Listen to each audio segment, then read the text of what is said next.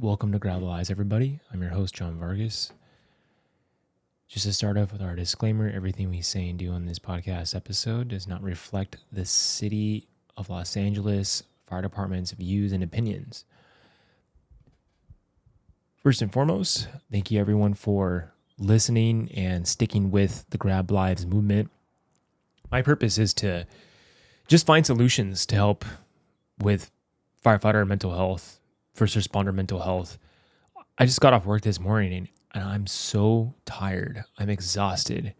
Sometimes I don't know why I get more exhausted than other days, but damn, I'm feeling it today. So I just want to optimize every view and every vista and every single crevice of how we can feel better when we come home to our families, when we come home to just live a regular life.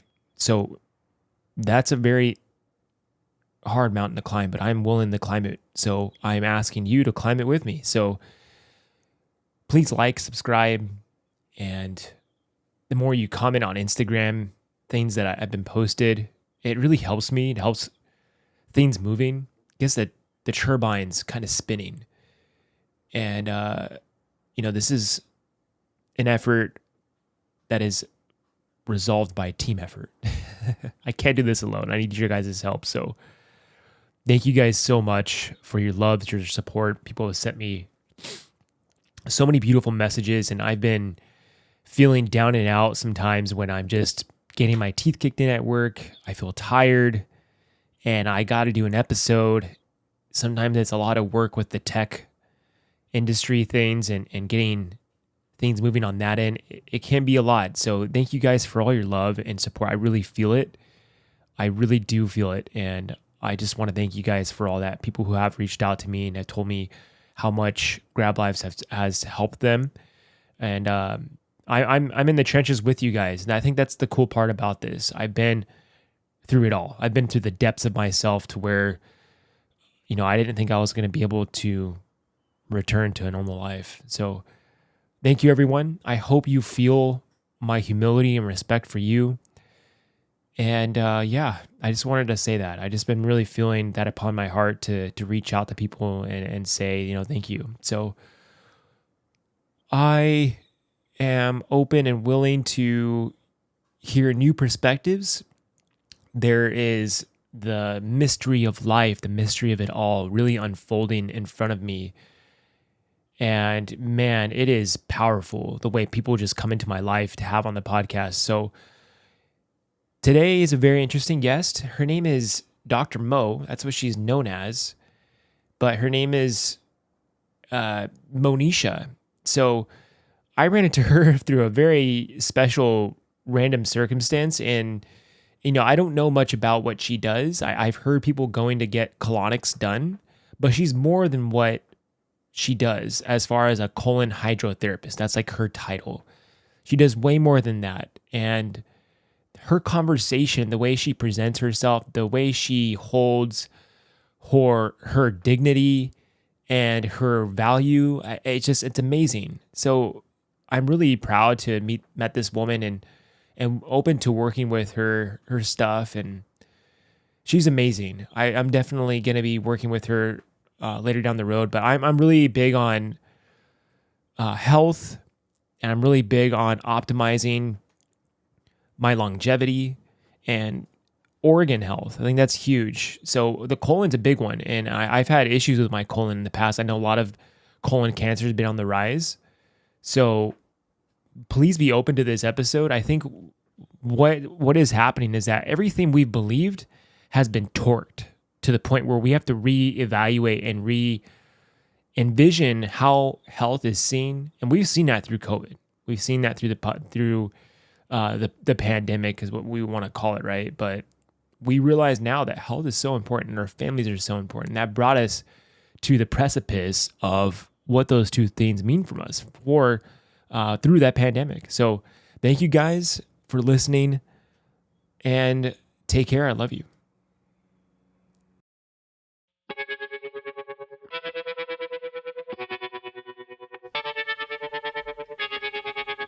It's time for Grab Lives. All right, we are recording. Dr. Mo, thank you very much for showing up today.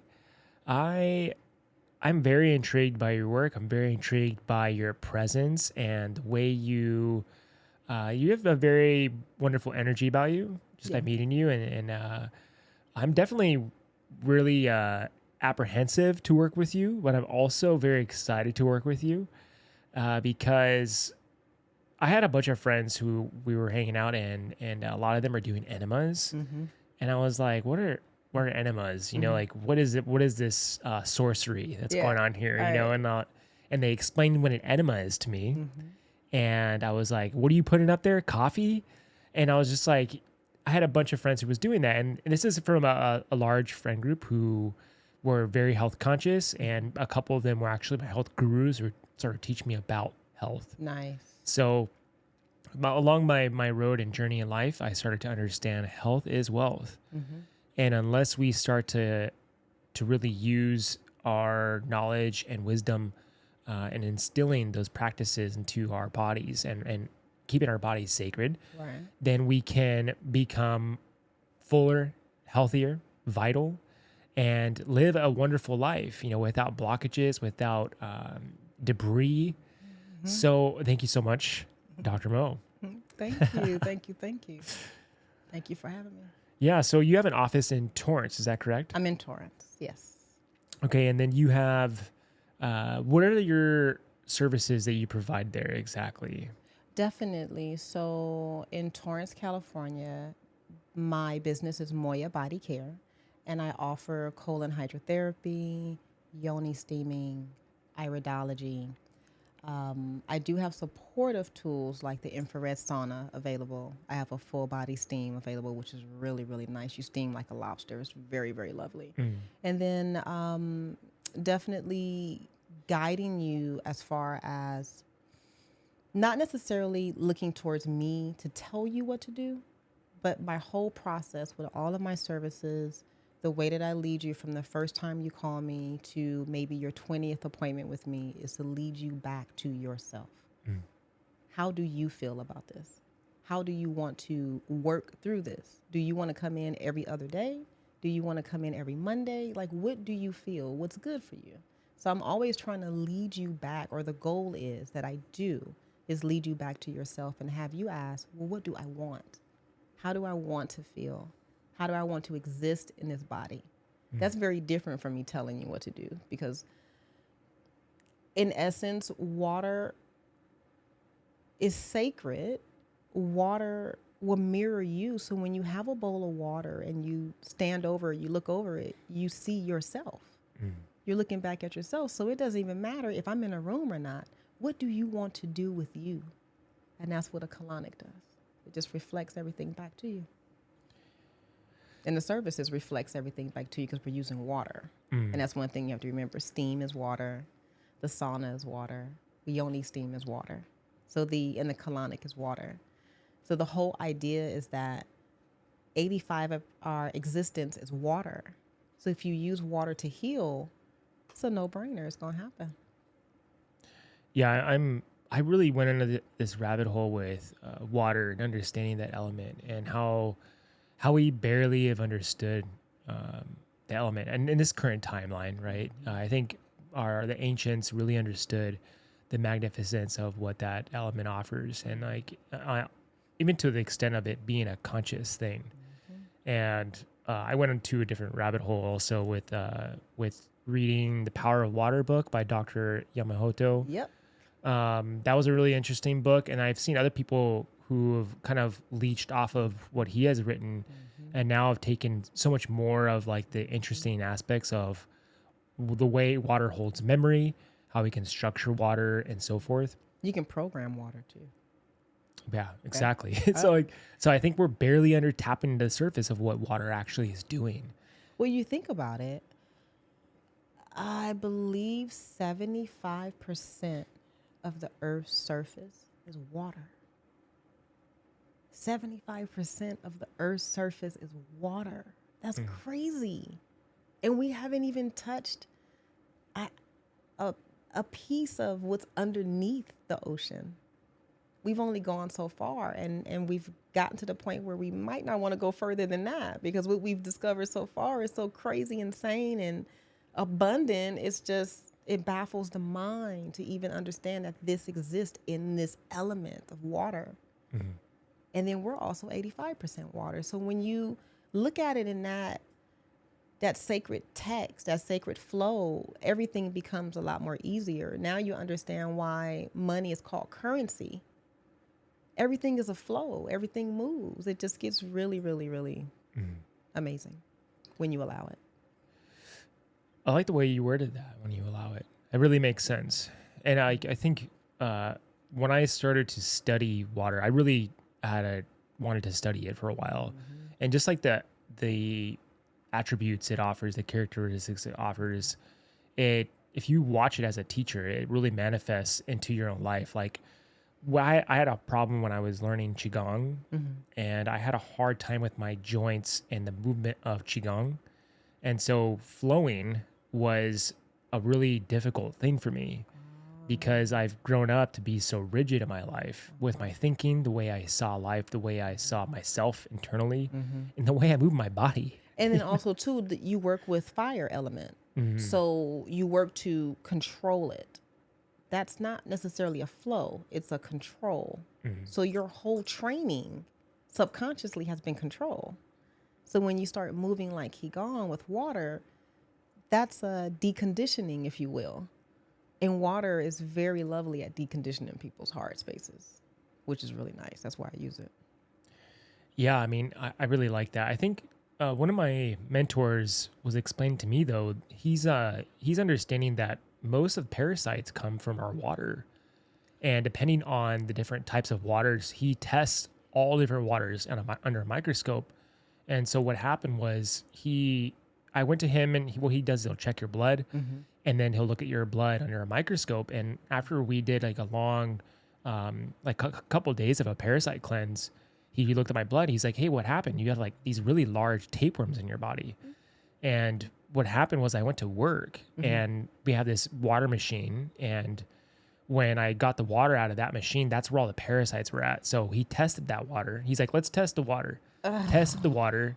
And under the microscope, we looked and saw these really large, like tapeworms, really, in the water. So I'm really careful about treating the water I drink. I don't just drink water that's given to me anywhere, So I'm very particular about the water I put in my body. So very fascinating human being. He's like a mad scientist. He's been on the podcast before, but before we get off topic, I have never done a colonics. Yes. So I'd love for you to explain. Well, first of all, the understanding of the organ, its function, and the derivatives of what can be held there.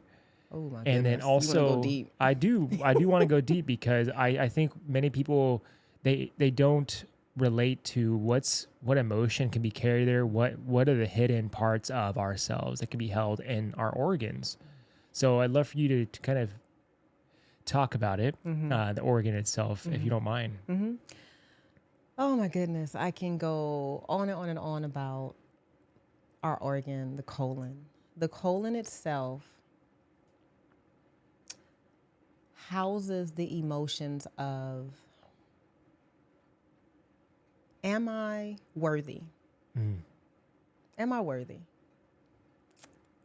It also houses the emotion of, can I do this? It also houses the emotions of, my existence is not enough. I need another degree. I need another certificate. I need to get married again. What I have is not enough. So you start to filter all of these not self identities that come up to stop you, literally. So oftentimes, when you have an upset stomach, when you have constipation, diarrhea, or any type of digestive upset, when you spin it all the way back and you ask that person, what are you holding on to? They'll look at me and tears would just start rolling down their eyes, and then they'll just start regurgitating everything that they wanted to say, but for whatever reason, they felt that they were not worthy. They were not going to be heard. It wasn't valid. You can go on and on and on down that path. But the colon holds the acceptance of worth, self-worth, self-mastery, self-understanding, self-acceptance, all of that. Self. The fact that you exist and you are enough, there's nothing else that you need. But up until a certain point, most people have been quieted. They have been dismissed. They have been not heard. They've been invalidated. So when clients get on my table, one thing that I do for them is give them the floor. How would you like to use this energy that we're going to throw off, all of the stuff that you no longer need, all of the stuff that you felt that you needed to hold on to, and you knew that shit literally wasn't yours, but you were holding on to it because you felt you were getting something from it? You can give yourself permission to let that go, right? So once you let all this stuff go and you give yourself permission to let this go, you have a deeper capacity for self. Now, what do you want to do with that? How do you want to exist? So now clients are walking away from a colonic with, wait a minute. You mean I have free will and I can do whatever I want to do and I can hold any title and I don't have to wait for permission and I can give myself permission? Yes, you can. Yes. You mean to tell me that that weight that I've been holding on to was literally just a buffer because I haven't been speaking my truth, and now that I speak my truth, my weight would normalize out without taking A, B, and C tragically? Yes. That's what I'm saying. Once your emotions level out, your colon will open up and you will start to have a flow. Literally, and you will feel it. The body opens up and everything flows when you start trusting your higher self and just trusting everything. But most people don't trust themselves. They have zero trust. Like, they don't even trust the fact that they can go home in a different direction, that they would get there safely. Like, if people had a detour, they were freaking out. I don't know that way. Love, you've been living in LA for 28 years. You can get home. So that little bit of doubt is stored in the abdomen. And those little bitty pieces of doubts throughout the week, they build up. And then by Saturday, you're like, I don't understand why I'm so constipated. Love, you've been doubting yourself since last Sunday. And it's been building up. You probably had an argument. You didn't think you were worthy. You didn't ask for that, whatever it was. More cream, more sugar, a spoon, more time, whatever it is, you didn't ask for it because you felt like you were not enough. And then by the time you got down to Saturday, your body is so stressed to freak out from not being expressed. All you do is sit on the couch all day and drink a coffee, be depressed, et cetera, et cetera. That's all the energy that you have. But if you just allow yourself to breathe and let go and know that you are okay right now in this moment, right now, your existence is enough. You exist. That's it. Everything else is just icing on the cake. When you understand yourself from that clarity, then the colon just flows. There's no issues. And everything is soft. When your body becomes hardened, that's an emotional state. That's not food. That's emotional. After you allow that emotion to move through your body, then it becomes physical. Then you start to have all the aches and pains and sleepless nights and all that crazy circus level stuff that we're not entertaining because we're colon therapists and we know how to do this better, right? So the whole goal of colon therapy is to remind your body that it doesn't operate through stress. It operates through trust and hydration. That's it. It just literally reminds you that no, your organs are supposed to work like this. You are supposed to feel. You're not supposed to walk around numb. You're not supposed to walk around with pain. You're not supposed to walk around hunched over because your stomach is acidic or you have acid reflux. None of that is necessary. It's never necessary. Never necessary. And that's what colon therapy tells you, is that when you see yourself in a different light, you're going to manage it in the same light. But when you don't have any self-respect or reverence for yourself, you're not going to have a reverent plate in front of you. You're not going to have a reverent drink in front of you. You're going to have something destructive in front of you because there's no reverence for you. And that's just how simple it is. That's how the body is. If you give it the simplicities, and we don't need a whole lot. Water, rest, your channels of eliminations are open, and you're happy. That's all you need to be healthy. Everything else is just icing on a cake if you can get it. But in essence, all you have to do is just say, I am enough and I exist. For most people to say that, for most of my clients, I have them say that, I am enough, I exist. Sometimes it takes 10 minutes for them to say that. Well, that's reflected in the colon. That's why you're here on my table, because you don't believe it. You don't believe that you are enough. Once you believe that you are enough, your colon opens up and there's no problems. There's no obstructions. Things just flow. And such is life. Things will start flowing in your life when you believe that you exist and you are enough. Mm-hmm. That's amazing. You know, I just recently have been working around the aspect of trust, but through a different context. Like I've been more so identifying with trust because of I know that trust is one of the main benefactors to cultivating everything else if you trust yourself. And I know it takes like a relationship with it first. And as you work with the relationship with trust, now you're gaining traction with this part of you that it's a remembering of something. You know, you're going back in time to remember something. And the way I've understood the way our organs operate and the way our energy centers are in alignment is that like the root, it coincides with the solar plexus. They work in tandem and they will skip. So the root is like this part of us that wants to feel safe, or you're in survival. So you choose if you feel safe in your body or if you're running off this paradigm of survival, stress, and illusion. And the solar plexus is this part of us that allows the willpower of worth and growth to manifest, which is where the way I understood it is that our inner child is derived from that space. Exactly. So those two together, as they're working in tandem, I mean, you can see how all this is connected. It's not like far out there malpractice or misinformation or malbelief, because it makes total sense the way we're designed. And I think I've grown a relationship with the human organism, how precious it is and how intelligent it is. I've had to unwind everything I've learned in life. And I've almost feel like I've betrayed myself by being lied to my whole life. And there's a lot of grief surrounding that concept. I think I'm myself included with everyone else to understand that is we have to come back to the fundamentals and the basics of our system, the way it's operating, right? Yes. And I'm sure that there's just, we all feel like we've been lied to in our life, and we have to come back to truth. You know, that journey back to truth is quite amazing.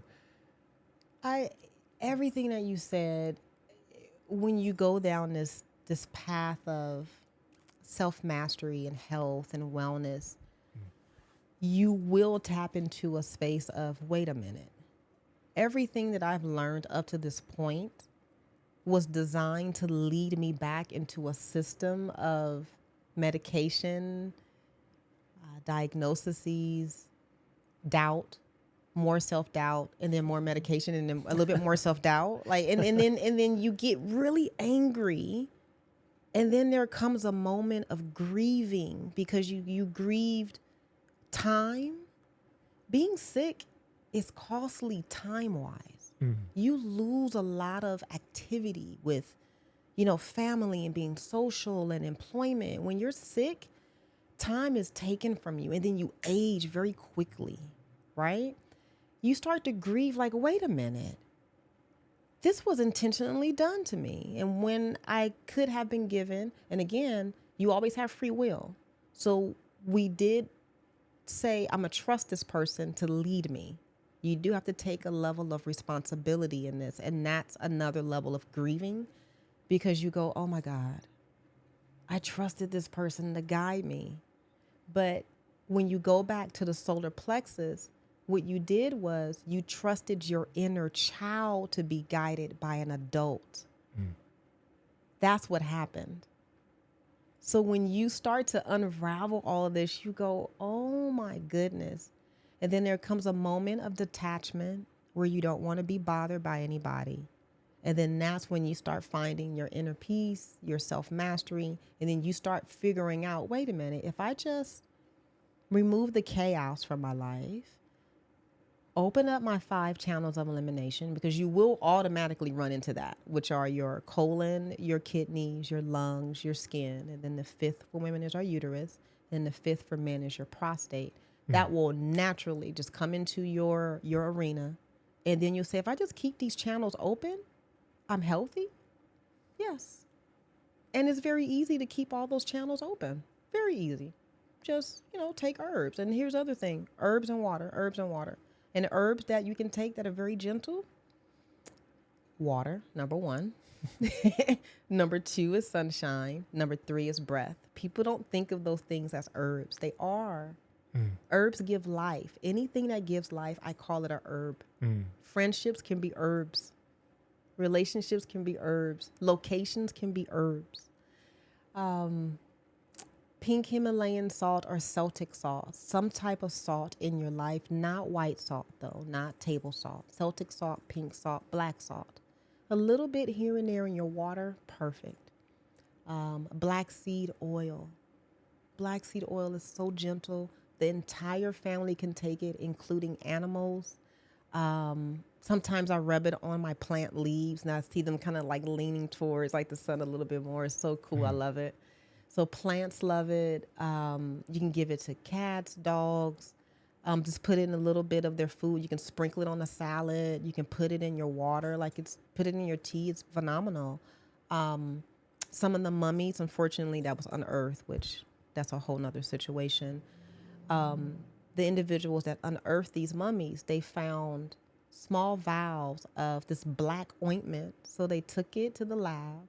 They put it under a microscope and they found it to be black seed oil. So there's this saying that with black seed oil that it can cure everything except death.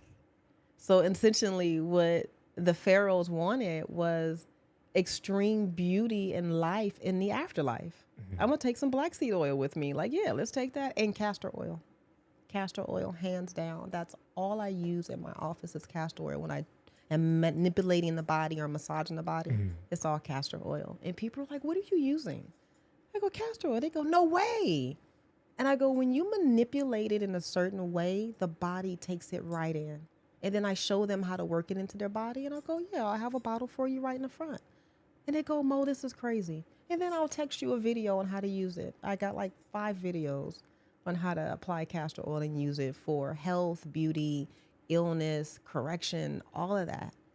Castor oil is damn near free sometime. Yeah, super cheap. Exactly. Literally, like for all of its benefits, it's amazing. And if you have any like digestive upset, the most beautiful thing about castor oil is that you can soak a cotton ball in castor oil, put it in your navel, not over the navel, but well, it depends on your navel shape. So let me back up with that. Put it in your navel and then cover it with a Band-Aid. Our navels are folded. They're not sealed. So you can do a lot of medicinals through your navel. It's going to go to 3 places first, very, very quickly. The first, of course, is your bloodstream. It's going to immediately hit your bloodstream. The second is the colon, which is where we want it to go. And then the third is the lymphatic system and the nervous system. It's like both. They kind of cross over back and forth, the nervous and lymphatic. And so they both start to soften at the same time. So what happens is you start to feel this dewiness internally. Your heart starts to soften. It's excellent for women if they have any like menstrual cramps or any fibroid cyst or tumors. You'll find that the urgency is pain, and pain starts to like dissipate. It starts to break up adhesions. Castor oil is phenomenal, especially for the colon. So as I'm working on the body, working on the colon, on your abdomen technically, while you're on my table, that's what I'm using.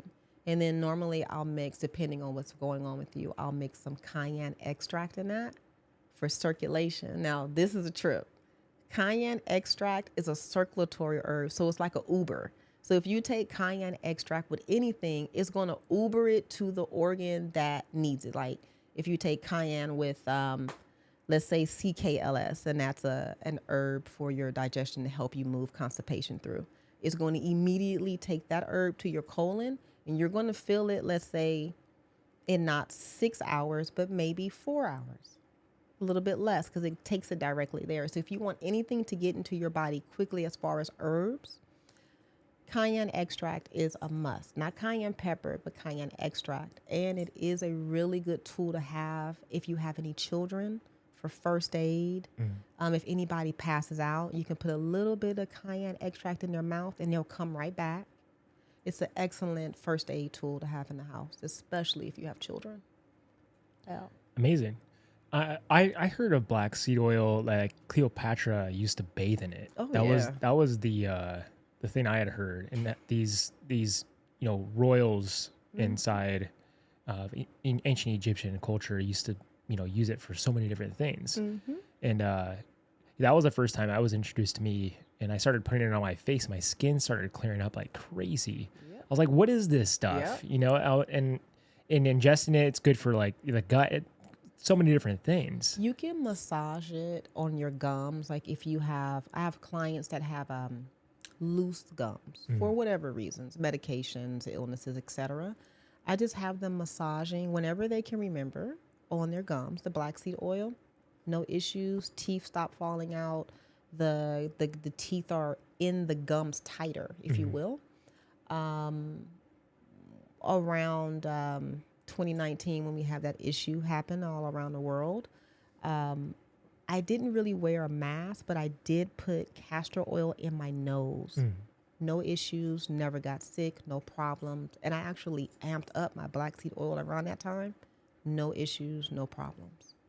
Super interesting. I know that castor oil can it seeps deep into the organs from the skin. Yep. Because it penetrates so well. It penetrates all the way down into the cellular component of the body. And it's absorbed into the cell. That's how amazing castor oil is. And again, it's practically free. Like you can get it's super cheap. 32 ounces for like $10. It's insane. You can put it in your hair.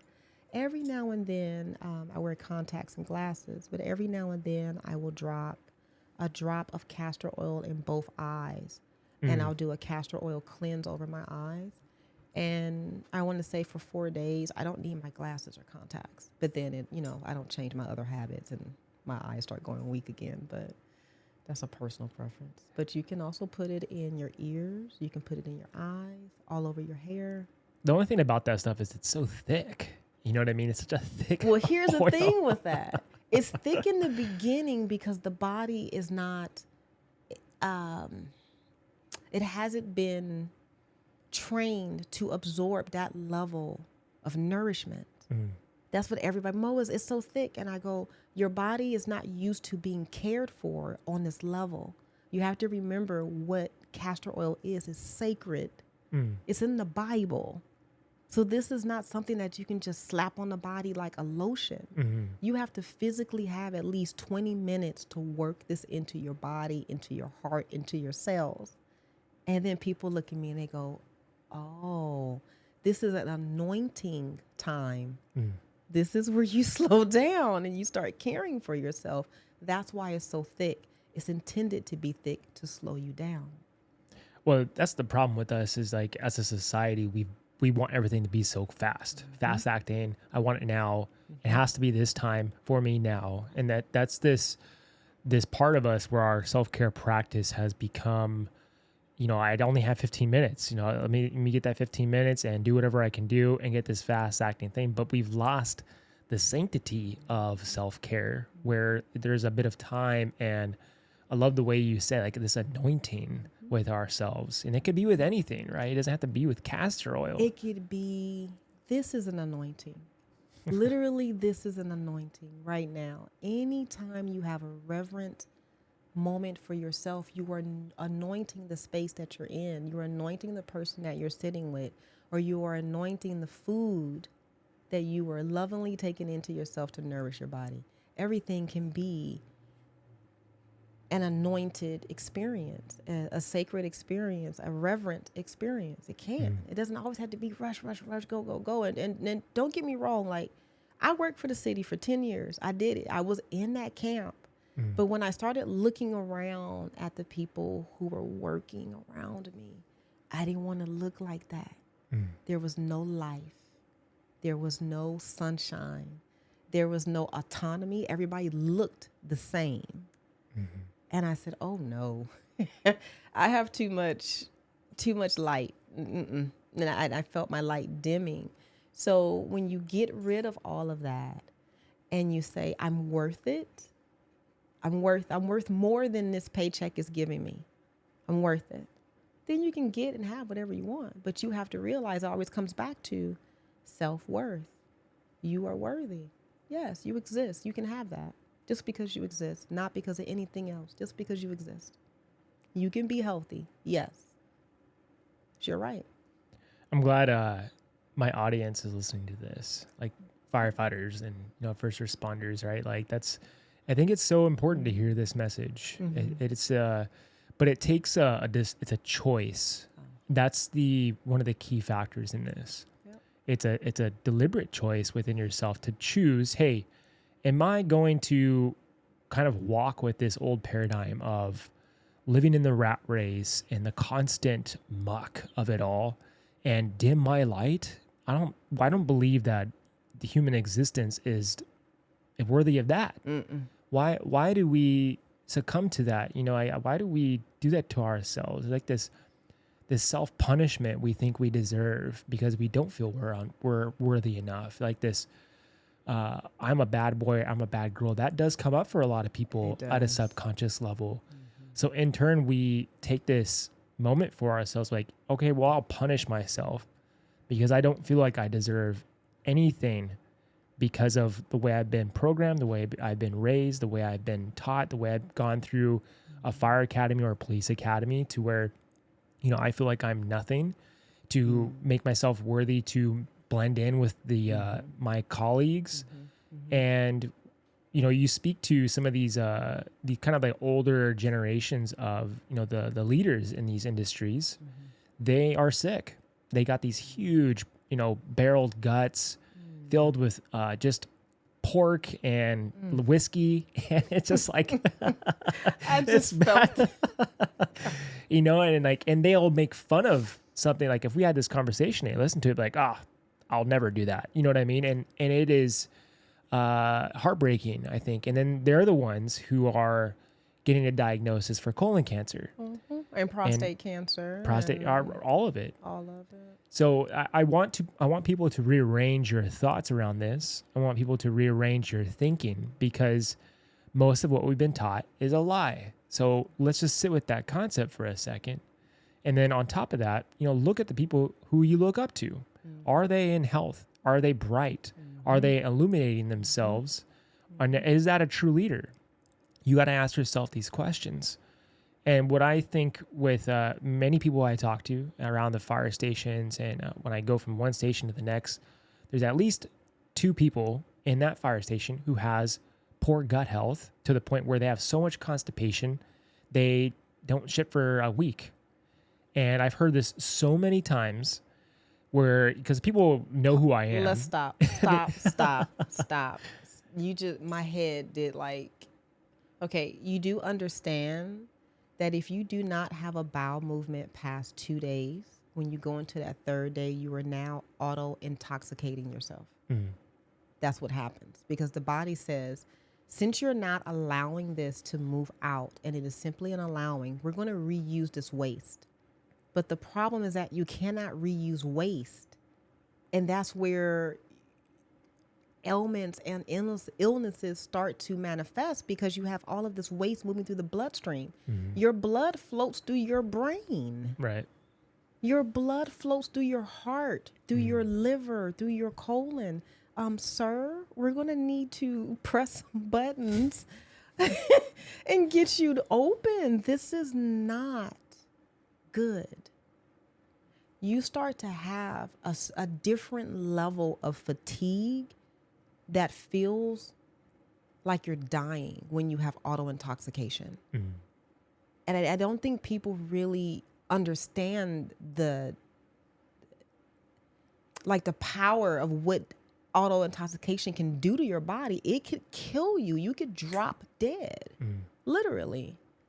A week is 24 hours. You should have at least, and if you're eating at least 3 meals a day, you should be having minimum 2 bowel movements in a 24-hour period. And I'm being very generous there.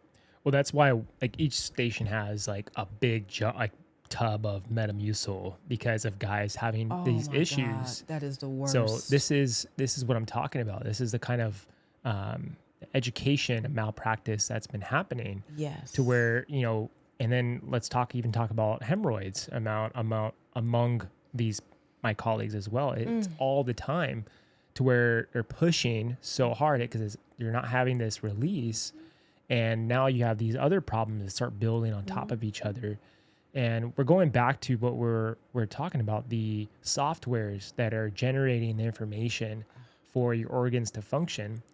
Let's think about the beliefs and the thoughts, the information that's there. You're in a state of survival. You're in a state of fear. You're not in a state of peace within yourself or safety within your body. You're manifesting this illness of a lack of self-worth, a lack of identity of who you really have succumbed to believing you are, which is not even true. And all those things are acid. Think about it. All of those things are acid. So by the time you get home or by the time you get to rest, you feel like your brain is on fire. And all you want to do is do more acid-based activities, like more meat, more coffee, more this, more that, because acid attracts acid. It wants more acid. When you start to quell it with something that is soft and gentle, it doesn't give you that same kung fu pack that acid does. And as men, you like to feel. So you're going to stay with that acid, right? But if I can tell you anything, kings, you do need the gentleness and the softness of the rest of it all, of the herbs moving through the body, of the water moving through the body, of the flow. And just a FYI, if you don't know what a hemorrhoid is a very angry vein that has popped out because you pushed it out. So again, knowing that you're worthy, you don't have pressure when you know that you're worthy. When you have pressure, then you know you're not worthy. One cannot exist at the same time. It has to be one or the other. So if you have hemorrhoids, you have been on the downside of appreciation of yourself, not on the upside, but it can be fixed. But you have to want it. You have to want to be a little bit more gentle with the way that you care for yourself. And know that, yes, you can be gentle. You don't have to use dry, hard toilet paper on your hemorrhoid. You can wet the toilet paper, or you can get the little wetties, the wet naps. Don't flush them in the toilet, though. We want to be, eco-friendly. We don't want to do that. Wrap it in the toilet and throw it away. In the toilet paper and throw it in the trash. Love how we're talking about this right now. Well, we talked about Japan prior to this, and you go to Japan, and this was my first experience. I was like, every single toilet that I went to in Japan was a bidet. And I was like, what type of sorcery is this? And not only was it a bidet, but it was a heated seat and with heated water. I was like, man, what is going on here? So much reverence. It was a game changer for me, where I think that they see something different. There's a whole South Park episode on Japanese toilets. It's really amazing. You gotta watch it. But I know I have bidets in my house that I added, but it's a game changer because I think the cleanliness and I had struggled with hemorrhoids in my life, and when I saw the manifestation of what it really was, Yep. I was working with a good friend who was telling me like, hey, this is not, you're not letting go of something from the past, and I was dealing with a lot of grief with my mother, and it even turned into an infection I was telling you about. That it would turn into an abscess where I was just holding on to like this severe hate for my mother. And it was because I didn't allow myself to feel that grief associated with that wound. Yeah. But it was such a deep wound that it manifested in physical form, Oh yeah. and that was a lesson I had to learn because I had to soften into my part of myself that didn't feel even worthy to feel emotion anymore. And I had hardened myself so deep that it showed itself to me. Hey, here's revelation, physical form. Now deal with it. The only part of it was like, I wish I had met this person who explained that to me because, going through the Western medicine experience, I did not have the best experience with that. It's all about let's cut you, sew you up, and let's put you More back trauma. together, and more trauma. Exactly. And I think, when I had to learn through a lesson like that and coming to the truth of how to take care of your body and self-soothe your body and heal, I really learned about medicine. I really learned about cultivation of true establishment of what medicine is, and I think that was a really hard lesson. But I'm here to tell people so I don't have to go through that. And I've heard so many horror stories on guys having to go get these colonoscopies, and then the colon cancer is very common within our line of work.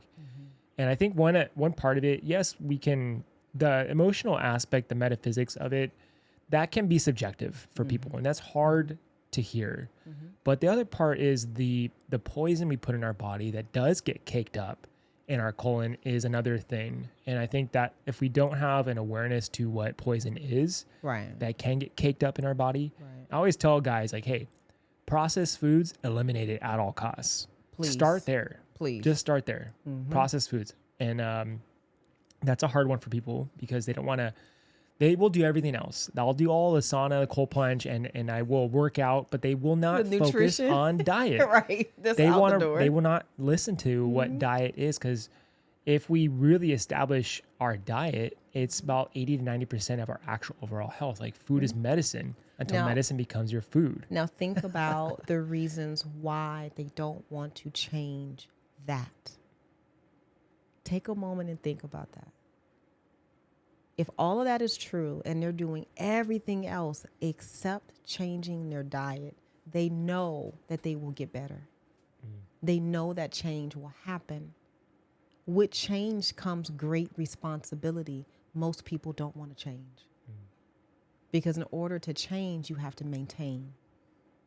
When you maintain, you have new beliefs, you have new goals, and things change around you, meaning your boundaries also change too. Now, what you used to give people, you no longer give them. Now you have a boundary with somebody who's looking at you like, why are you not giving me this? Now you have to explain your position. Most people don't want that, and they know that.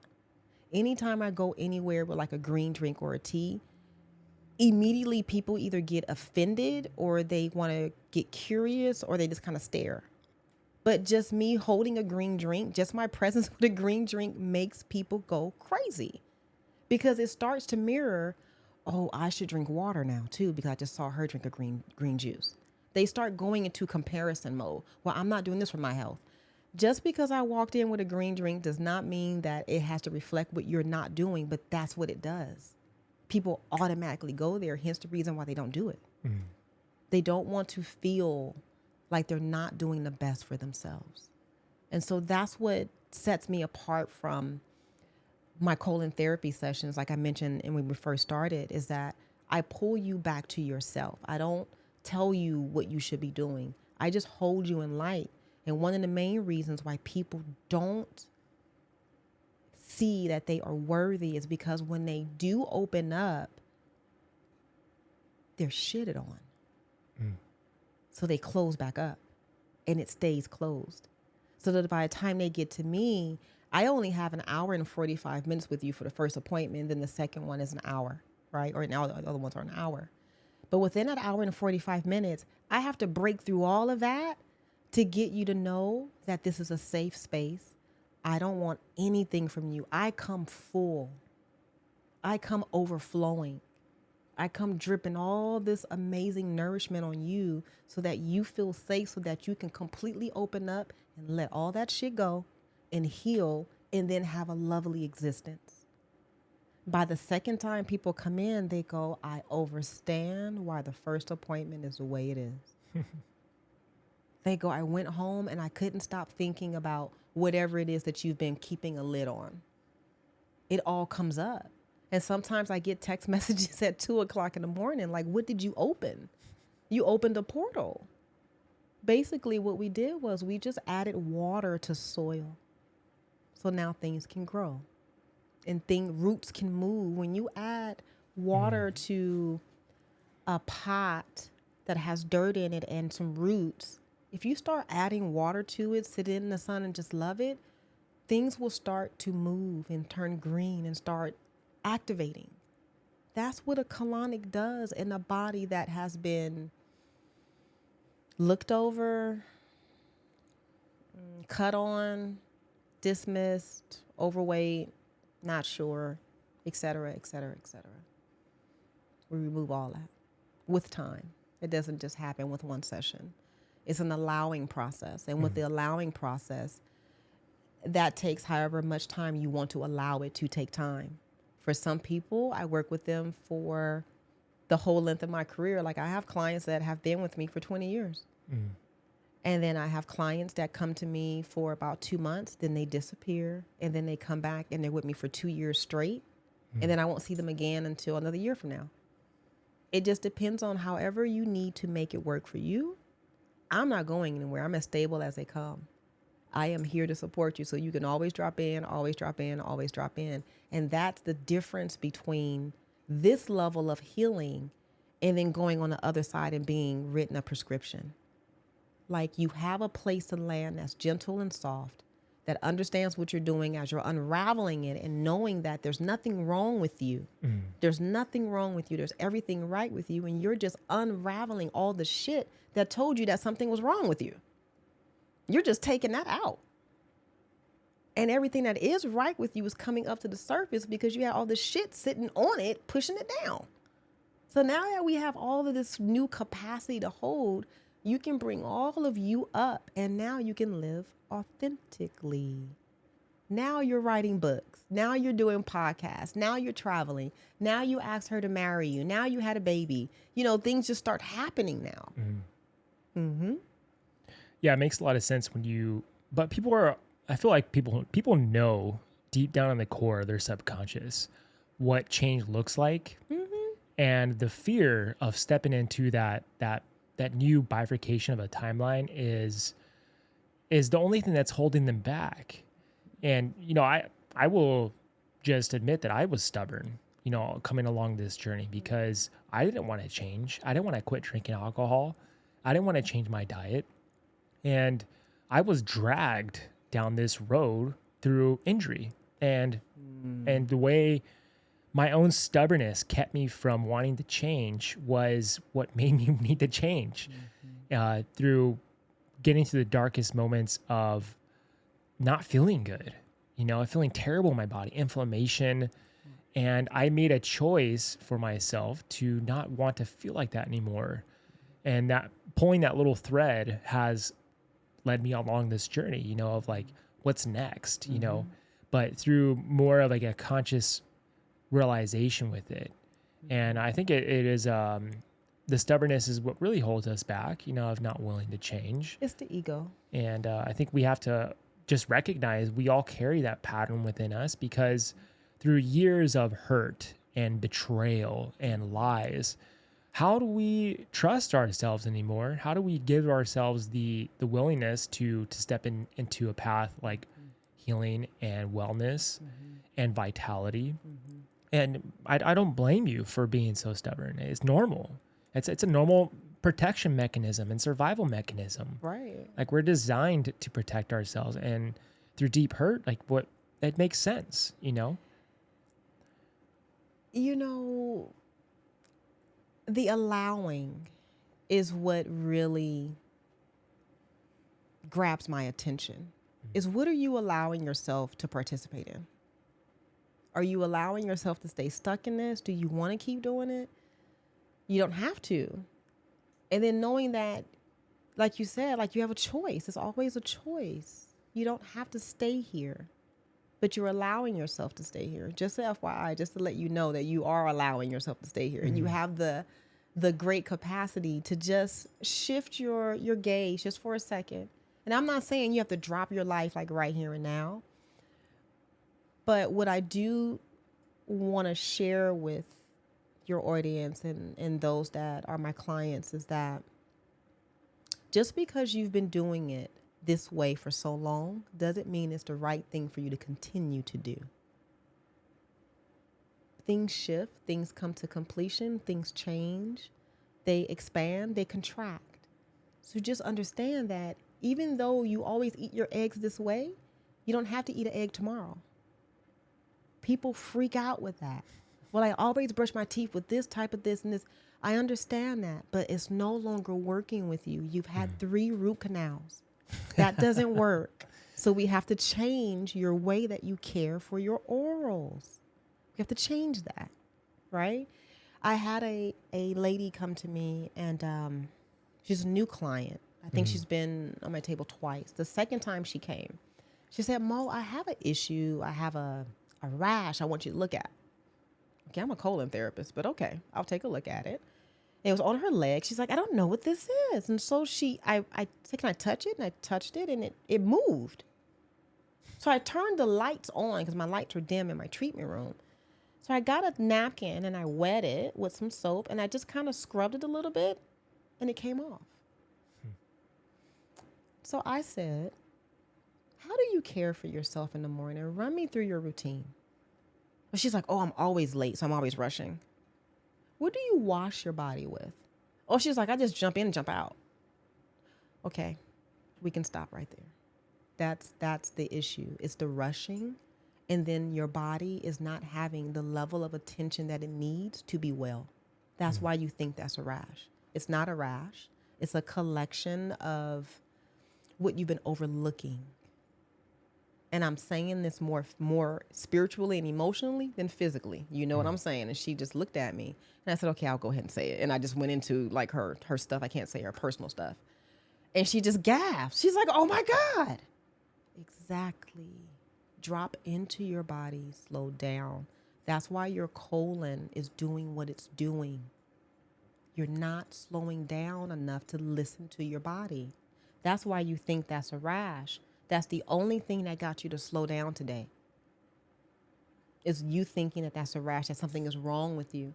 But there's nothing wrong with you. There's everything right with you. And I would love for you to move from that level of capacity that everything is right with you and you're not moving from something is wrong with you. Tears. So when you do have someone come into your office and they do a colonoscopy, you were saying Colonic. I'm sorry, colonoscopy, colonics. And that's a totally different thing. Right, I do prep you for a colonoscopy. Okay. We can get to that too later if you want. Okay. So when you get on the table, you were telling me about the things you offer when you do the colonics, and it's you have red light therapy to kind of associate with aiding in the treatment. And do you have a specific machine that you use that is different from other colonics, or is it? I use my unit is a Dotolo closed unit. They no longer make Dotolo units. The company, unfortunately, just stopped making them, not because they were broke or anything, but just because they just stopped. They retired. And so Dotolo is considered like the king of kings. And so my unit is about 25 years old, and I am not getting rid of her because she is the king of kings. That's what you want. You want a Dotolo unit. If you have one of those, you're like bigwig. So I'm a bigwig. I have a Dotolo closed unit, and I love the use and the additive of the red light therapy, because most people, when they have a fear of anything, their blood temperature drops. So they get very cold. So they start to pull inward.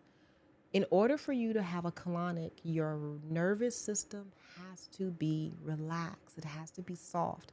If you are cold, you're not relaxed. You're focused on being cold. I am not going to be able to get into your colon, not by flow. It'll have to be through force. My job is to move you away from your nervous system always responding to force. I want you to respond to flow. So when I put the red light on you, everybody goes, oh my God, that feels so amazing, because it's warm heat, and it's on the entire time. And then I also add, I have a facial steamer, but I angle the facial steamer at your head, neck, and your chest area.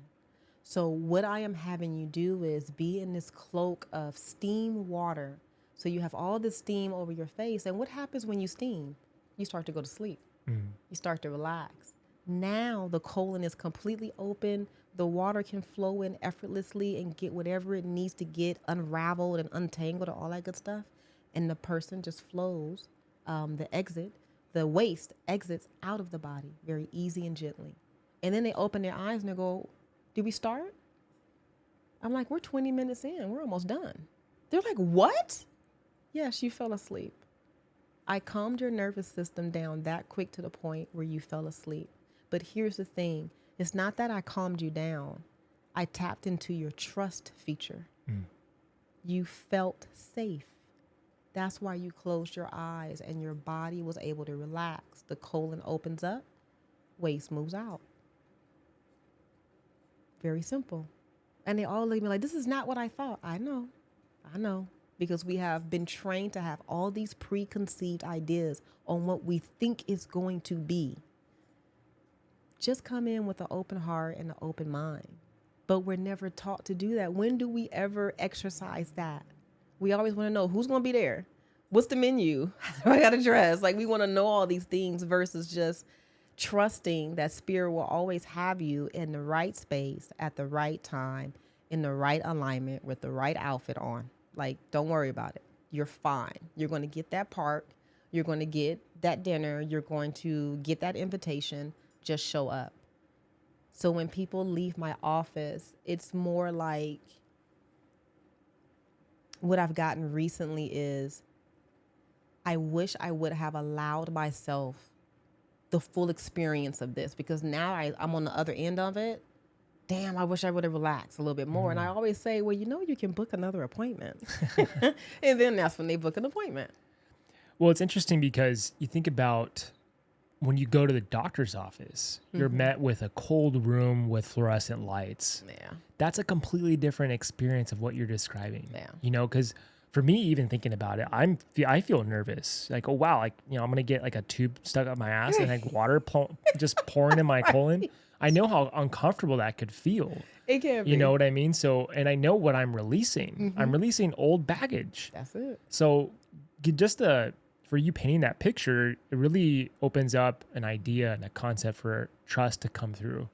And for me, I mean, it makes sense to not want to go to a different doctor's office, or some other facility, because I know the type of care you're providing is going to be a different scale of what you're offering. And even the fact that you are working with someone on a metaphysical, emotional state is even more important, because of what we're just releasing is not just old baggage of materials, right?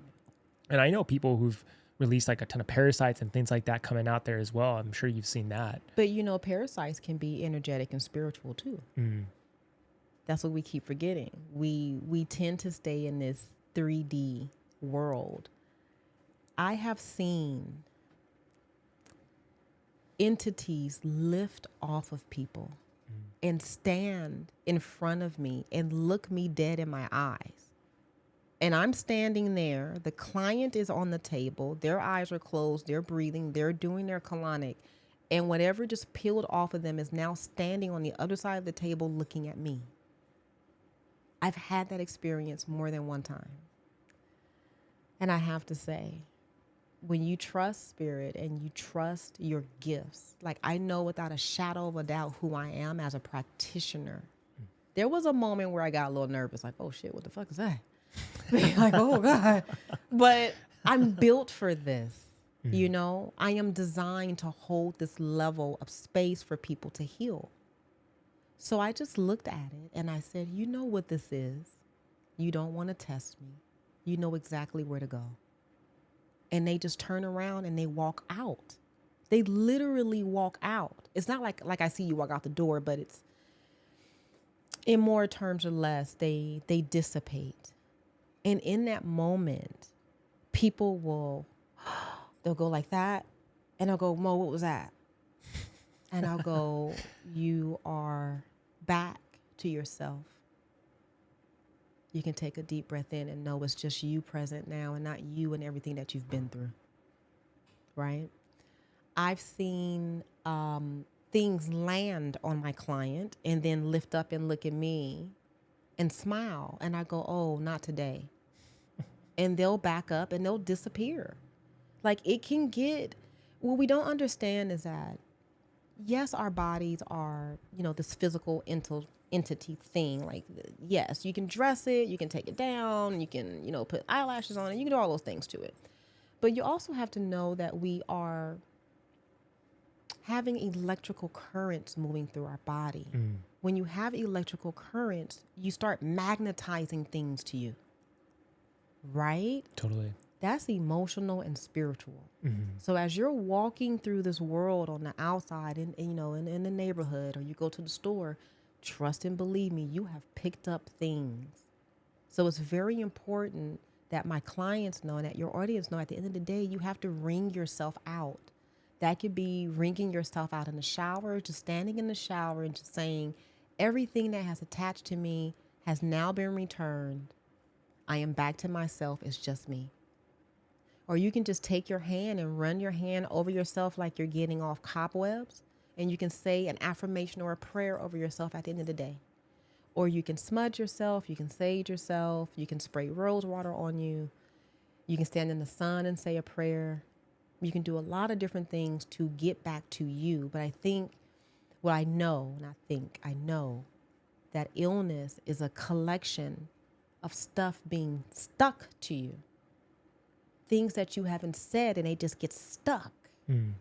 Experiences that you either wanted to experience, but for whatever reason you didn't speak up, or experiences that were passed over because you didn't speak up, or you just didn't have the audacity to say what you want. All of that gets lifted up off of you when you say, yes, I want to come in and get a colonic. I want to see what this shit is. Literally, let's put it on the table. It's going to come up. And it'll come up if you allow it to. I like that. I didn't know it was going to go this way, but I'm glad it did because I love talking about this stuff. And my spiritual journey was a bit difficult, only because I made it difficult. And I have this tendency to let things all thunderclap at once, and I think it was because when I did go through my experience in my life, I believe that it had to happen and I had to get through with that business real quick because there was a path I was about to step into that I had no idea was about to exist. And so I had to shed, and it was nasty. It was so nasty. And the medicines that I worked with were just clearing out just nasty stuff. And I didn't even realize all this stuff was inside of me. It was just feeding off my frequency. But as I started to elevate my frequency, these things would no longer exist any longer. And there's like an indigenous word called panema that is referred to like this dark energy. And I remember this one time I had breathed out this panema, this dark energy. It left me. And I was like, whoa, like what was that? And you can feel it. I felt it without a doubt.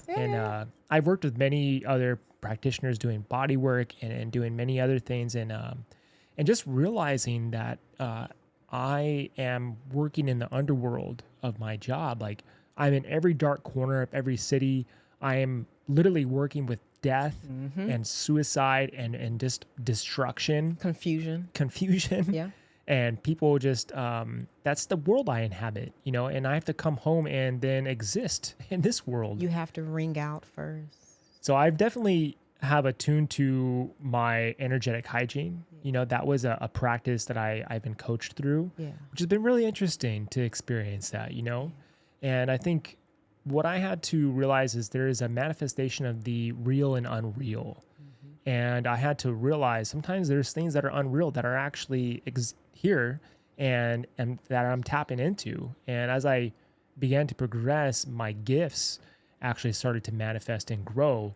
And I'm learning through universal law how nothing has power over you ever. No. You can speak things into existence and things have to obey that order. So when people get really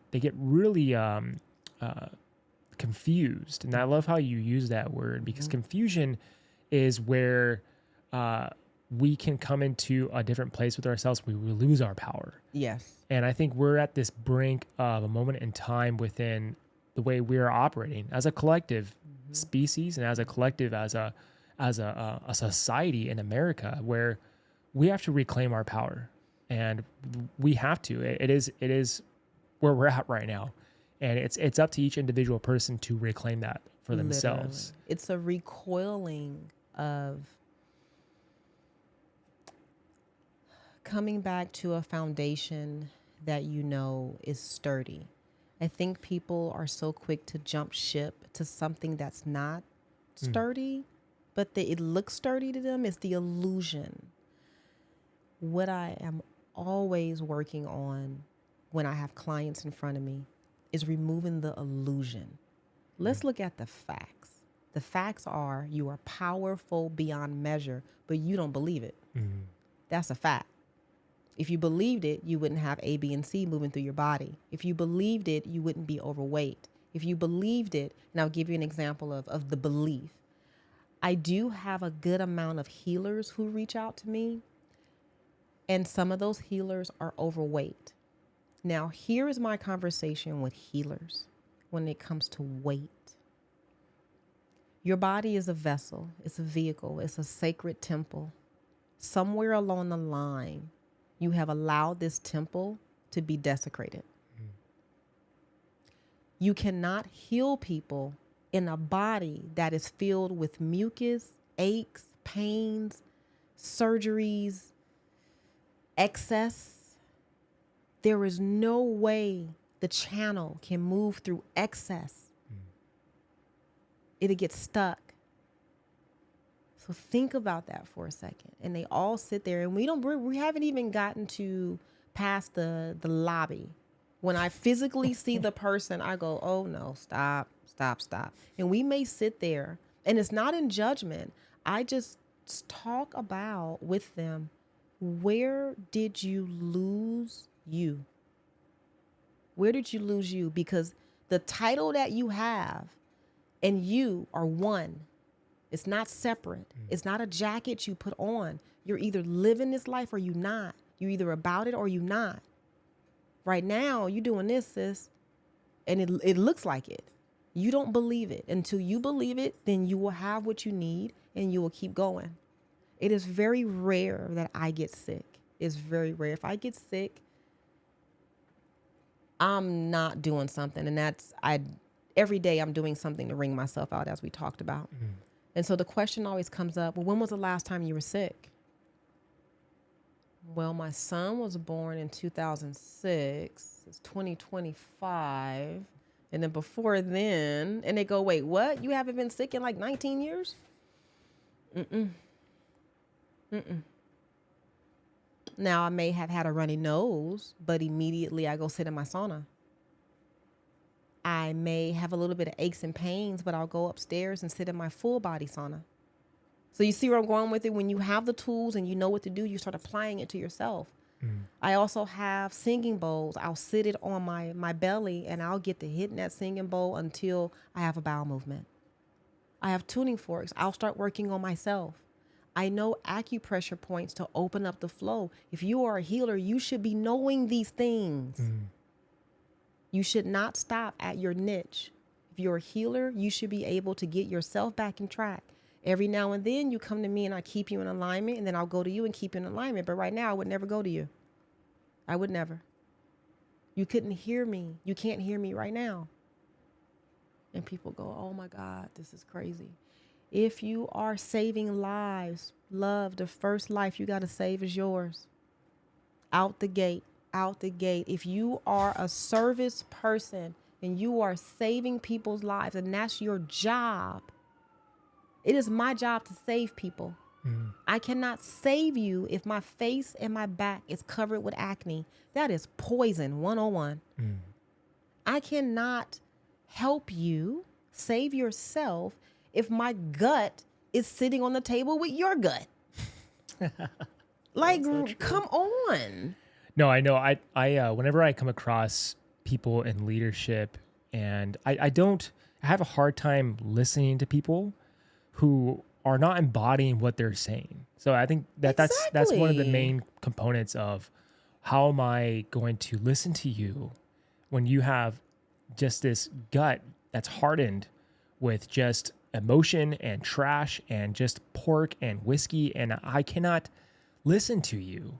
How do you expect anyone to listen to you? And when I look in your eyes, it's just like I can just see the jaundice, and how unhealthy you are. It's really hard for me to listen to that person. And sometimes you can see parasites moving in their eye. And this comes from an open heart, right? I want people to get better. But I cannot have you lead me if you are not embodying that. And I have to put that upon myself as well. When I come on here and talk and speak from my heart, I have to embody the things that I'm saying. And sometimes I will say things on here and stuff will come up because I am not embodying that truth. And so I will listen to that. Like, okay, hold on a second here. Did I just talk about this on the podcast? And that stuff will come up because it needs to be cleared in order for me to stand here and hold this platform, hold this space for other people to listen and for them to transform. So as you are transforming, listening to this episode, I am transforming. I'm transforming too. I'm releasing and letting go as well too. Like, nobody's perfect, but when you accept your contract that you were given, like you were given a contract to be a firefighter. I was given a contract to be a guide towards wellness. In that contract, or when you get hired, you're given your job assignment. These are your duties. You're also given a dress code. You're also given everything else that you need to make this job work. Your health is no different than that. It's no different. And if you were to go to a dentist, you wouldn't go to a dentist that's missing their 2 front teeth. Right. You wouldn't do that. You would walk straight back out. You would not hire a personal trainer for fitness if they were on a cane, if they were on a walker, if they were overweight. You would go, yeah, I'm going to go over here. So this is no different than that. It's the same exact thing. If you went to a restaurant and you wanted fish, but you're in a burger joint, it's like, this doesn't work. You go to where it reflects what you want. Leadership is no different. Being of service is no different. You're speaking some harsh truths that no one really wants to hear, and I think, know. but that's perfect. That's why I wanted you here. And it's amazing how I came across you, because the way I came across you was my natural path was like, hey, you're not absorbing minerals, particularly magnesium, potassium. And so I was like, well, what's going on? Because like my blood looks clean. My hormone levels look really good. And we were just talking. I was like, you think I should do colonics? I told him that. Yes. And he's like, yeah, I think you should. Yeah. And I was just looking locally with different people to do colonics. And I came across your page and I was like, oh, Torrance is not that far. But I saw what you offered and I was like, okay, I like what she's offering. And then when I saw that Blackwater was following you, I was like, hold on a second. Like, I know Blackwater knows people and I know he's a very special person to me. And even like talking about him, I get like really choked up because he really rescued me at a very important part of my life. And going through that, it's not an accident, you know what I mean? And I'm really thankful for you to come on here and talk. And like, it's very powerful to experience you because of the emanation you are creating just by speaking the truth no one wants to hear is powerful in itself, because to speak your voice of going against the grain of old paradigms is what I'm about. That's the business I'm in bed with, because I'm here to break old paradigms with a sledgehammer, because the old systems, they do not work. And I'm speaking from experience of experiencing these systems that do not work, to where all I got were just paperwork and prescriptions, cold fluorescent lights, and just cold tables and a desk where I had to sign all my paperwork. And then that was it. I never had someone speak to me about, hey, what is actually happening here on a spiritual level, on an energetic level, on an emotional level. That's the stuff I was thirsty for. And I think we are all thirsty for that on a connection level. That's what's missing with all of us. We're missing this human connection, and a lot of it is poor guidance. A lot of it is poor leadership, and a lot of it is just ignorance. And I think part of the stuff we were talking about is people who are stubborn enough to step into this work is the fact that perhaps we just are addicted to suffering. Well, that's so you okay, we're gonna dive. Let's just go ahead and go there. Addiction to suffering has been turned into entertainment. Addiction to suffering has been something that we go out and pay for. When you look at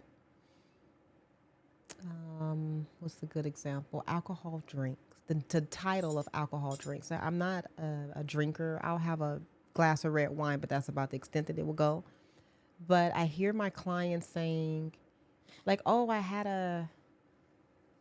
can't even tell you names of alcoholic drinks. And I'm like, I'm sorry, what did you drink? And why would you drink something that's titled like that? And they were like, oh yeah, it like glows green. And I go, I'm sorry, why are you drinking that? Why would you do that?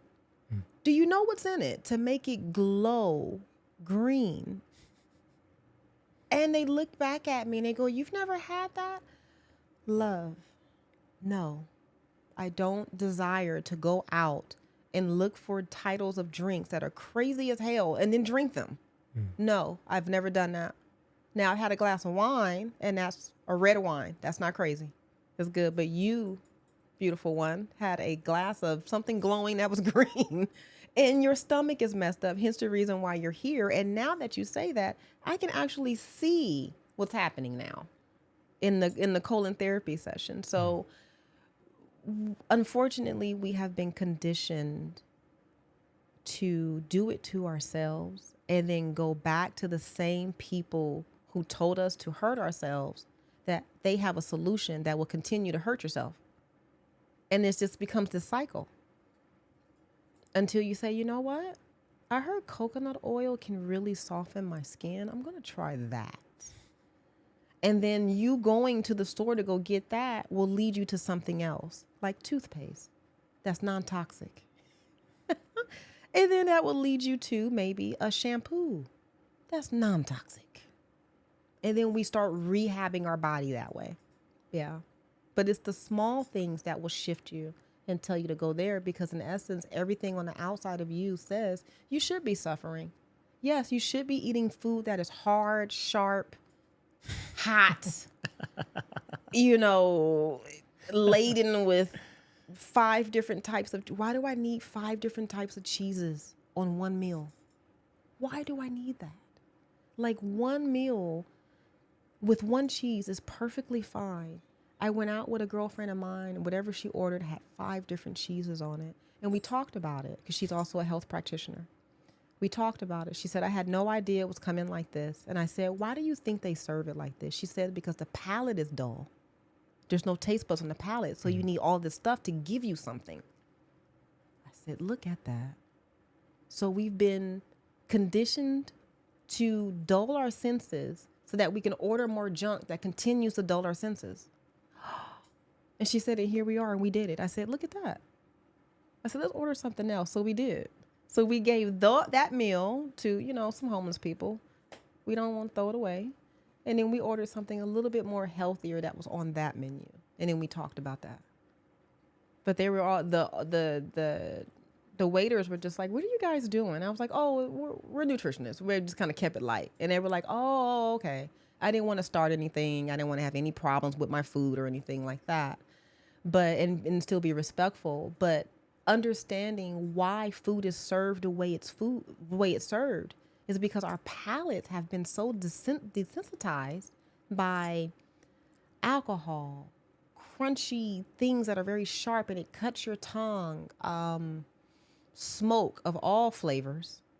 You can just go there. And then I don't even want to talk about what's in cans now. Well, we're in the belly of the beast of it all, you know, and it does come from a lot of excess.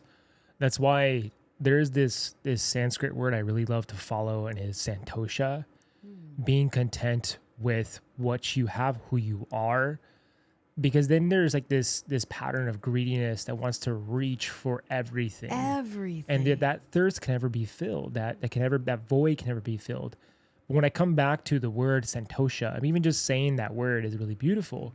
And it is one of the limbs of yoga and the yogic path. And santosha is that in itself. If you don't have that capacity to hold santosha, this being comfortable with who you are, with what you have, then you will never have to reach for more. And then it's this never ending cycle where you're never going to be happy. You're never going to be fulfilled unless you practice that discipline. So I hope people really understand when I speak from this is like coming from someone who was just in excess all the time, to where I was numb. Like I was extremely numb to the point where I couldn't even feel who I was anymore. You know, and I get that. I know what it feels like. And to be on the other side of it, I can tell you it's way more beautiful than what it was before. Right. And I just hope people can realize this. You know, I think each person has to come to their own realization and their own space with that. You know, but I can say that it's going back to that addiction of suffering. You know, I love how you say it's about entertaining, even that thought, or even the idea of just constantly wanting to entertain. I mean, we're working on raising a 10-year-old who's constantly, nothing's enough. Like we just had a sleepover with these two little girls, and they had all this stuff planned out. And by the time it was noon, they did all of it already. And then it was like, what are we doing now? Exactly. They were bored. And it was like, hey, you guys had this whole thing planned out. And like, so what's next? There's no next. You guys depleted all your fun already. So it turned into like this fit, you know, around the idea of nothing is enough. But I think our children are experiencing that, you know, and I think there has to be some type of education around the idea of what is enough and how you can cultivate that lifestyle of leaning into santosha, something like you are more than enough at this point in time. You literally exist. That is all that is needed. That is all that is needed, is that you exist. I have a 19-year-old son, and I lived in San Pedro for, I want to say, the first 6 years of his life, 7 years of his life, yeah.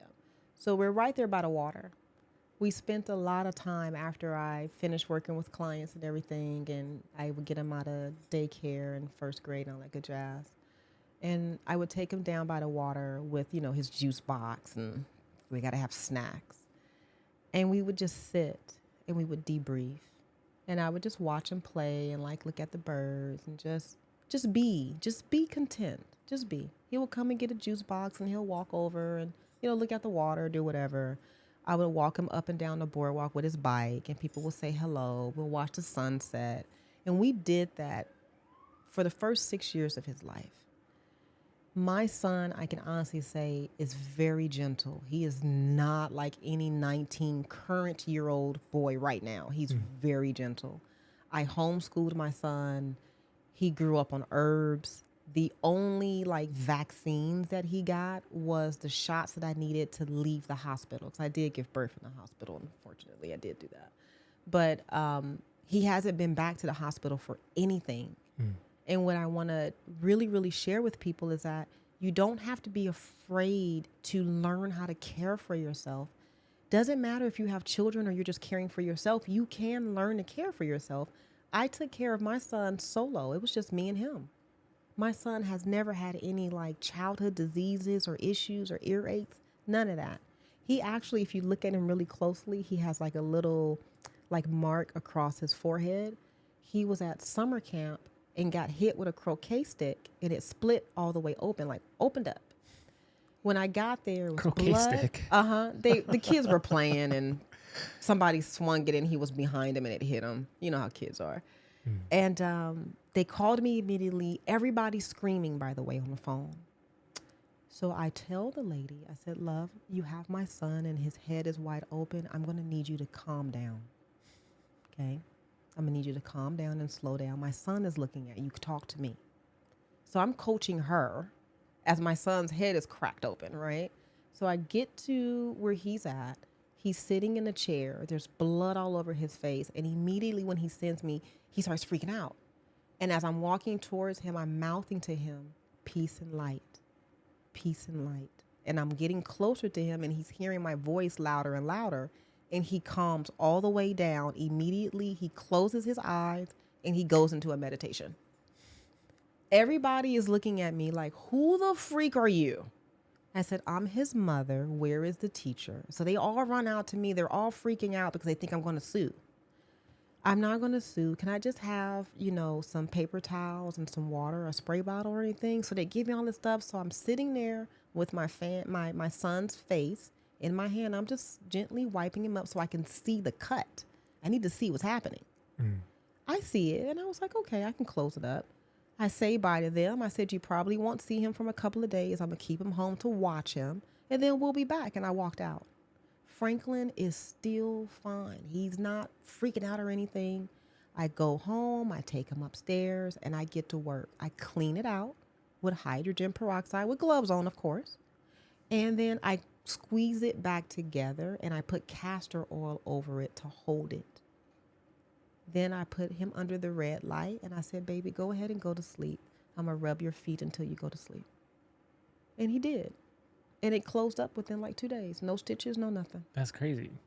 That's wild. Right? And what's amazing by that is, when in chaos, your presence speaks louder than words. And it really takes a powerful person to just be present with something. And people reread off that frequency, that it emits. Like when I'm at work and someone's has anxiety, and we go on anxiety attacks all the time. It's one of the major calls we go on, and you have, other firefighters on my crew or whatever other engine companies or truck companies I'm working with. They're always like, calm down, relax. And like everyone else in the room is doing the same thing. When I come into the room, I go up to that person, I sit right next to them, and I just sit until that person calms down. And it happens within like 3 minutes. Literally. And that person they're breathing calm. I don't do anything. I just sit there next to them. It's like, hey, can I sit next to you for a second? And so I'll sit there and they just calm down. It's amazing. It's a beautiful space to hold space for others when your space is so gentle but strong. It is amazing to be held by somebody like that. Like if you've never been held in space like that with somebody, you need to like book an appointment like with your nearest healing practitioner and just be held. It is the most nourishing thing that you can do for yourself. And you can just sit in space and time with that person, I often find myself doing that for clients because my office provides so much clarity immediately that people are already aware of. They just fold. So I have to hold space immediately for them because they're going to fold. And I know they're going to fold. And I go ahead and fold. I have plenty of blankets. I have plenty of heat. I got a lot of tea and honey. Like, go ahead, relax. I got it. I can serve you. And so when people don't understand is that you can be served, you can be held when you're going through these moments of doubt and struggle and chaos. They just haven't met the right person that can hold them, but we do exist. You're interviewing one right now, and then you sound like an amazing person to be around if I'm having an issue or trauma, like you will immediately calm me down. So your guest and your podcast audience are being guided by your voice, and that calms them down. So you're guiding without you even knowing that you're guiding. Mm-hmm. Well, thank you for that. I mean, it's a constant evolution process, you know, and being a camo practitioner and doing the other things that I offer as well. I mean, I help people transform trauma in my home. Exactly. You know, me and my fiance, that's what we do on the side. Like, we make sure we've been through the mud in our life, and we want to serve others to help them get through their mud. And I think that's the community we provide, you know.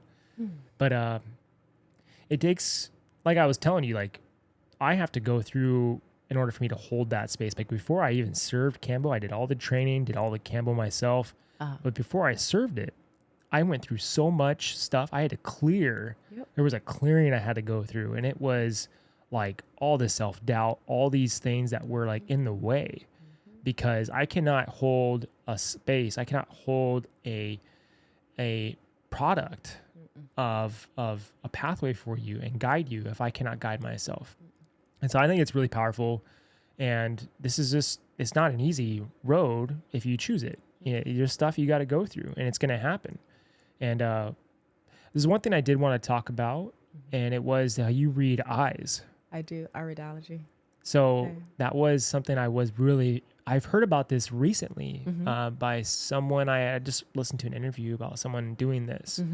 And so I'd love for you to talk about what that is. And I'd love to close after that, if you don't mind. Oh yeah, no worries. Like, oh my God, I can go. I can literally go like for 6 months on iridology, but we'll keep it really quick. So iridology is a beautiful ancient practice of looking to the eyes, taking a picture of the eyes to see what you were gifted at the time of conception between your parents. So at the time of conception, whatever your father was experiencing, going through in his body and in his microorganism and macro and micro, the same thing with your mother, her macro, her micro, emotionally, physically, spiritually as well. At the time of conception, that's what was gifted to you. So iridology shows you your foundation and how you should be housing your foundation. Now, my Zytoscan will tell you what is happening right now with your foundation, right? So that's the difference between the two scans that I do for the body when you come in. So I have a lot of support tools that help us understand this is where your body is going energetically. This is what your body is doing frequently. This is what you were gifted. So because you were gifted, let's say, challenge with your skin, this is the protocol for you to exist at the highest level for you and your skin, because you're maybe a little bit prone to eczema. Like, that's how stress comes through your body, is through eczema. So because of that, we have to keep your stress level down. So that's what iridology will tell you. It's like, okay, this is your foundation. This is how you have to handle this organ, because it's a little bit just maybe needing a little bit more attention than all of your other organs. And then when we start asking questions like, did your father have any liver issues? And then you'll go, oh my God, he did. He had cancer. Okay, well, maybe at the time when you were conceived, he probably wasn't aware of that. It probably came up after, right? And they'll go, it did. So we start plugging in all the holes along your healing path from the past. We plug in all the holes so that you can have a healthy foundation to stand on. And that's what iridology will show you. And then the Zytoscan will show you what's happening right now so that you can take care of the foundation. Yeah. And I'm really interested in what my iris is telling, because like my mom had me when she was 17. Nice. Okay. And like both my parents were involved in like gangs. Okay. So like there was like chaos. I was born from chaos, you know, into this life. I'm going to stop you for 1 second. You were born out of a moment of serenity, because in order for a woman to conceive, she has to have an orgasm. In order for the woman to have an orgasm, she has to feel safe. So there was a moment of peace with your mother where she completely adored your father and she opened up. So that's not true. You were not born in chaos. Well, that's what I had felt my whole life, you know, just like I know my mom the way Or she conceived in chaos. right conceived in chaos, right? But that was just like my relationship with my mom was that she even told me when she found out she was pregnant, she left the car she was in because it was going to be part of a drive-by shooting, and she knew she was pregnant and she got out, and that was like the last time she saw my biological father. So stop right there. Just with that right there, she protected you. Yeah. She protected you. She protected you. That's enough. And my mom's really amazing. I mean, just like hearing all these stories she has told me, and like the transformation she had gone through, you know, at raising Straight up a gangster. baby, Yeah, straight up gangster. gangster, right? So I have a lot of respect for my mom. That's why my abandonment wound from her was so harsh, because the stuff I had dealt with her was like later in life, like in my 20s. But that's another conversation. I did a episode on mama trauma. With that was a really good episode. We can talk about it, because I just literally this year realized that my mother is a narcissistic woman, which makes sense on why my push about self-mastery and knowing who you are is so heavy in my business, because she told me I was not. But in my head, she didn't do it in a mean way. She did it under the guise of love. Right? So it was really warped. And I realized this year what it was, and I have approached her with ease and love and gentleness. It was not received. Actually, I'll take this back. It wasn't this year that I found out that she was narcissistic. It was this year that I accepted that she's narcissistic. And with that acceptance, my behavior changed. So I started doing things very differently, knowing this fact, which she did not receive because she's narcissistic. That's what the definition is. And so I had to go through a level, and I'm still grieving what I thought I had as a mother. I grieved that. And I'm like, oh my God, this is why my business, like, I'm so passionate about people loving themselves and having deep reverence, is because in a weird way, my mother showed me what my North Node was going to be in this lifetime. Look at that. So, I mean, we have that in common about accepting our mothers right where they are. I don't need anything else from my mother. I asked her earlier this year if she wanted to go do some counseling with me and my older sister. My older sister had some trauma happen, and I think it would be really good for us to sit down with a third party, all of us together. And so she said, you need that. I don't. So I said, well, if it is to save the family or keep the family together, would you want to do it then? Like, if the family was to break up, would you do it and that would keep the family together? She's like, no. And in that moment, that was the first time I heard her, and everything changed.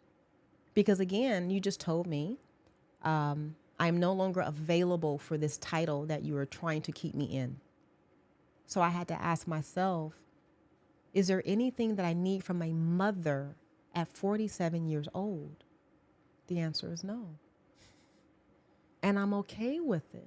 I don't need anything from her. And she can exist and I can exist, and we're okay. That's pretty amazing. That's some real healing right there. Man, let me tell you, it wasn't pretty. I just recently had a realization with my relationship with my mom, and it was along the lines that I had created this version of my mom that is not real from when I was a boy, and that version of her that I created in my mind isn't in alignment with what reality is. Exactly. And it hurt me so hard because when I had realized that, man, I had cried like this cry. This grief just came out of me that I just, I needed to get out because it hurt so much that I had created this idea. And I was like, this is my fault. Actually, it's not even her fault. I went through that too. It's not our fault. it was what kept us safe. Mm. I created a whole world that I thought existed, but it didn't. But that world kept us safe. It kept us safe. So it's not anybody's fault. It's nobody's fault. I like the way you reworded that, because that is reframing, right? The words we speak.